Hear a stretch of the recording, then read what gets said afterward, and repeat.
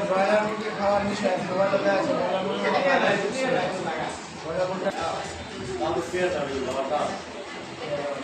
broiler মুরগি খাওয়া ভালো না খাও খাও খাইতো না আমি মাংস খাই না আমি খাইলে সারা বলে খাইতো না হ্যাঁ মাংস ভালো লাগে